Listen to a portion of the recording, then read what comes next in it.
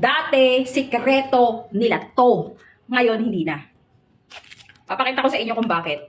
Etong appearance na to mga pangga, kung nakikita nyo, legs lang ang pinapakita kasi yan talaga ang gamit niyan. Dati, sikreto nila to, pero ngayon hindi na.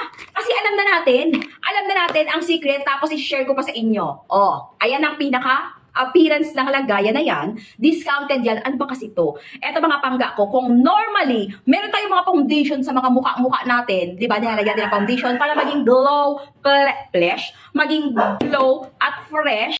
So ngayon, hindi lang mukha ang lalagyan natin. Ay, naku, nakakaiyak. So, pwede mo na rin siyang ilagay sa legs mo. Oh, Beb, eto ha, papakita ko sa mga kamay ko kung ano ang magiging resulta. Check natin, wait lang. Standby lang kayo mga pangga. O, hindi na ako magka-cut-cut. Wala nang cut-cut yan. Kahit maingay na, ito yung pinaka-maingay na ang aso, okay lang.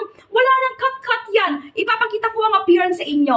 Yung texture na nakuha ko, eto siya. Pakita, ay, tumulo na pangga. Tumulo na daw, pasuyo muna ako. Ayan mga bebs ko. Lalagay tayo. Okay, minimalist lang. Beb foundation to ha sa legs, pero nilalagay ko lang sa kamay ko. Pakita ko yung meron at wala. In a small amount lang nilagyan ko. Oh, di ba kahit pa paano naman, matabunan naman yung mga peklat-peklat mo dyan. Oh, eto yung meron. Uy, in fairness, mabango. Mabango. Eto ang meron, eto ang wala. Ay, ang wala. Ang meron ang ganda. Tinan mo nga daw, may difference ba? Eto ang meron, eto ang wala. Ay, magagamit natin to mga pangga. Eto ha, waterproof to, wetproof pa yan. Maligo ka man or what, hindi siya mabubura. O, ayan mga bebs ko. O, ayan.